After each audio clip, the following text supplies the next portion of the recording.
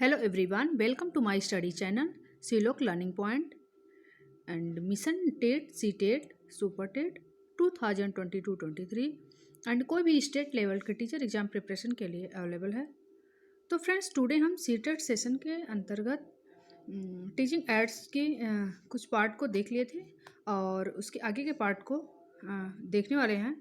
तो let's start. तो आप देख सकते हो कि 10th नंबर तक फिल्म स्ट्रिप तक हमने पार्ट को कर लिया था। फिल्म स्ट्रिप के अंतर्गत फ्रेंड्स उसमें एक ही घटना आदि को कई चित्र होते हैं जिसके द्वारा हम उसे समझ सकते हैं या फिर समझा सकते हैं कि कोई भी अगर एक ही घटना का अलग अलग तरीके से फिगर को हम लगा के बच्चों को समझा सकते हैं, उससे अच्छी तरह से बच्चे समझते हैं। तो ये भी फिल्म स्ट्रिप भी दृश्य सामग्री के अंतर्गत आएगा और दृश्य सामग्री के अंतर्गत जिसको हम दो भागों में बांट सकते हैं दृश्य सामग्री को। तो एक पार्ट में फर्स्ट में सामान्य आएगा और दूसरे में यांत्रिक।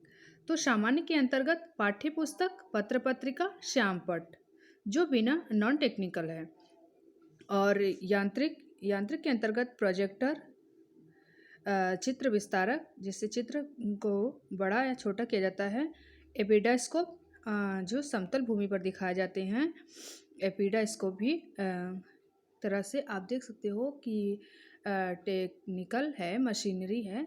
तो एपिडास्कोप जो यांत्रिक के अंतर्गत आता है। फिल्म स्ट्रिप और मैजिकल लालटेन। तो फिल्म स्ट्रिप तो हम अभी फ़िलहाल किए हैं, और मैजिकल लालटेन तो अभी हम एपिडास्कोप को समझेंगे।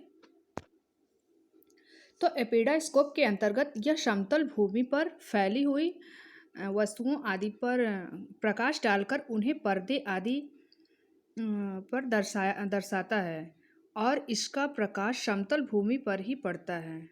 जो ये एपिडास्कोप है वो समतल भूमि पर प्रकाश डालकर उसको हम दिखाते हैं या दर्शाता है, और ये प्रकाश हमेशा समतल भूमि पर नीचे जो क्षैतिज ये हमारी लैंड है उसी पे ये दिखाता है। और मैजिकल लालटेन को हम समझेंगे।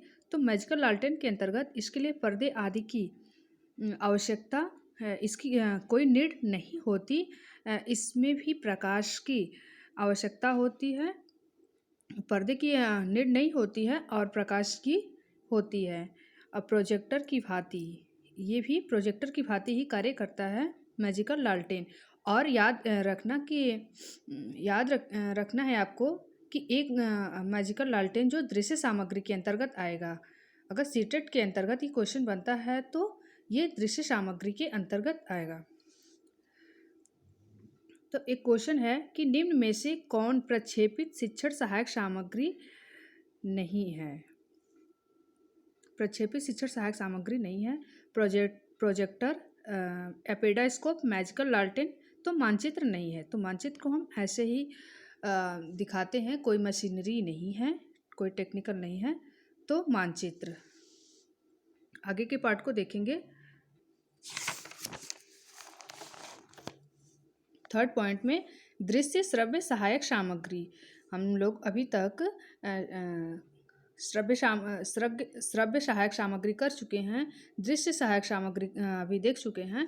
और थर्ड पॉइंट में दृश्य श्रव्य सहायक सामग्री, यह सामग्री वो होती है जिसको हम देखकर और सुनकर दोनों एक साथ करके एजुकेशन शिक्षा प्राप्त करते हैं या बच्चों को प्रदान करते हैं।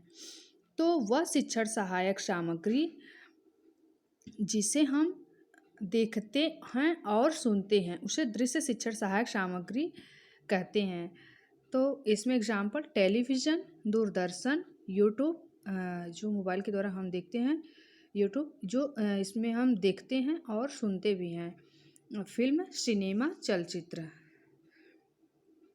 इस पर कुछ नोट पॉइंट है कि दृश्य श्रव्य शिक्षण सहायक सामग्री में बालक की जो इंद्रियां हैं अधिक सक्रिय रहती हैं। बालक की जो ज्ञानेंद्रियां हैं वो एक्टिव इसलिए रहती हैं क्योंकि बच्चे देखकर और सुनकर दोनों तरह से एजुकेशन लेते हैं। अगर एक तरह से आप देख सकते हो कि अगर सुन रहे हैं तो बच्चे इमेजिन नहीं कर पाते हैं कि इसके अंतर्गत क्या फिगर बनेगा और कैसा इसका सीन होगा। तो इसलिए वो देखते हैं और सुनते हैं तो इसकी इंद्रियां ज़्यादा एक्टिव रहती हैं और ज़्यादा ही रोचक जो भी शिक्षा ले रहे हैं रोचक लगती है और सरल तरीके से सीख जाते हैं। और तो इस तरह से दृश्य श्रव्य सहायक सामग्री की पार्ट को हम देख लिए। तो आज के लिए इतना ही। नेक्स्ट पार्ट लेके चलेंगे। नमस्कार। Please like share and subscribe.